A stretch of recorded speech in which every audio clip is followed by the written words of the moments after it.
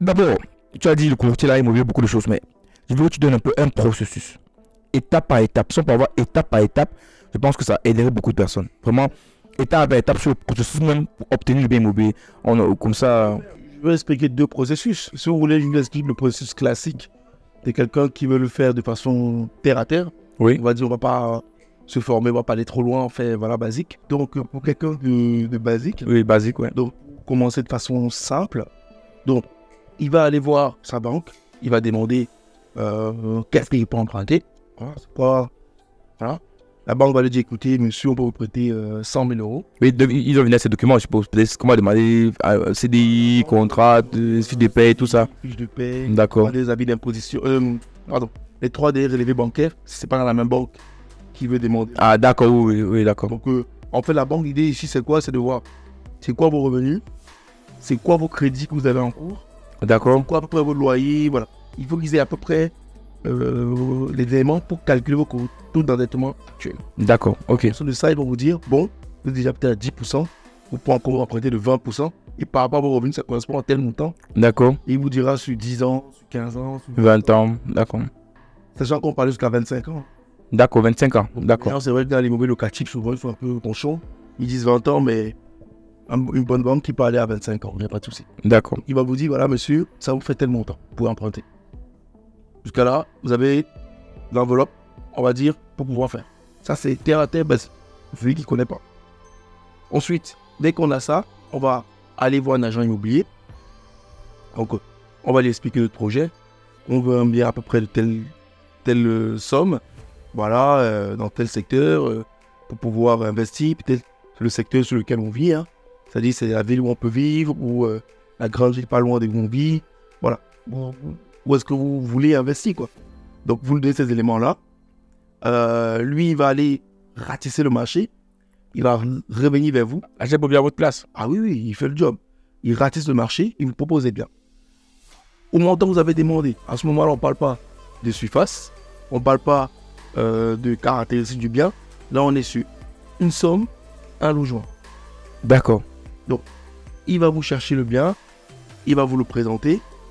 La deuxième, vous allez voir ce qui vous intéresse, ce qui vous plaît, ce qui cadre bien. Voilà, vous allez dire, ok, je vais faire des visites. Vous faites des visites avec lui. Une fois que vous tombez d'accord sur le bien que vous avez choisi, il y a une question qui va suivre naturellement. Vous allez lui poser la question, combien est-ce qu'on peut louer ce bien? Oui. Ah oui. J'ai immobilier avec vous, c'est lui qui vous trouve le bien, c'est lui qui vous loue le bien, c'est le marché. Oui. Donc forcément, vous allez lui poser la question. Vous ne connaissez pas. Oh, Non, c'est bien ça. je vais prendre l'exemple, vas-y. Non, non, non, c'est ce que tu dis très clair. Je comprends. C'est en fait ce que tu dis est important, mais en fait. Je me rends compte que ce que tu dis est important parce qu'en fait, ça permet de pouvoir aussi voir sur le banquier comment tu vas payer, puis d'anticiper les choses. Donc du coup, après le banquier, c'est même pas trop un problème parce que il vous a déjà dit que moi je peux vous prêter tel montant en fonction de vos dettes. Donc limite. Donc en fait, en fonction de 10, 15, 20, 25, quand tu connais déjà un peu le montant que tu peux prendre. Après maintenant, ce qui va être intéressant, c'est les mensualités surtout. Les mensualités surtout. Vous savez les mensualités surtout. Donc vous allez demander à comment vous allez louer parce que dans votre tête, vous voulez dire, attends, est-ce que ça va payer le crédit ou est-ce que ça va pas payer le crédit? Et parce qu'il faut le dire, vraiment il faut le dire, parce qu'il faut que tu le dises clairement. Je vois des personnes qui disent que si tu prends un bien dont la location ne couvre pas le crédit et les autres charges, c'est pas un bon investissement. C'est faux ou c'est vrai?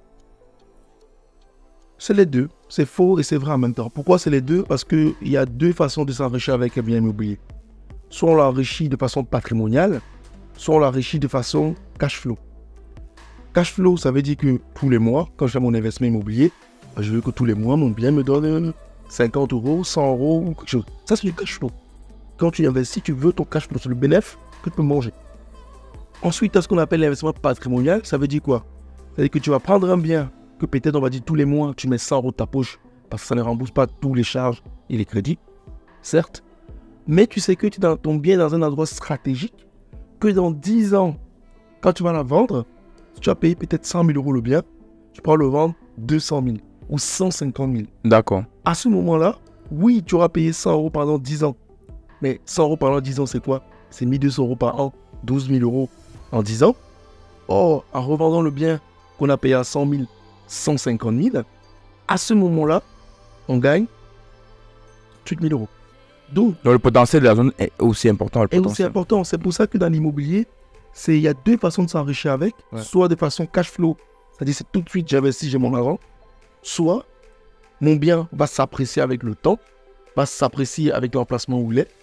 Et dans quelques années, bah, jackpot, je me trouve 50, 100 000 euros que je gagne. Ou si on est un bon investisseur, on fait les deux. Ouais, bien sûr. Cash flow et je pense que les deux, c'est peut-être le mieux. Donc, on veut les deux, en tout cas, on veut les deux. Mais c'est pour dire que c'est pas parce que la location ne rembourse pas le crédit que forcément on est en perte. D'accord. Voilà. L'immobilier, voilà, c'est aussi un bien, faut pas oublier, c'est un business qui est aussi long. Hein. C'est un truc qu'on gagne avec le temps.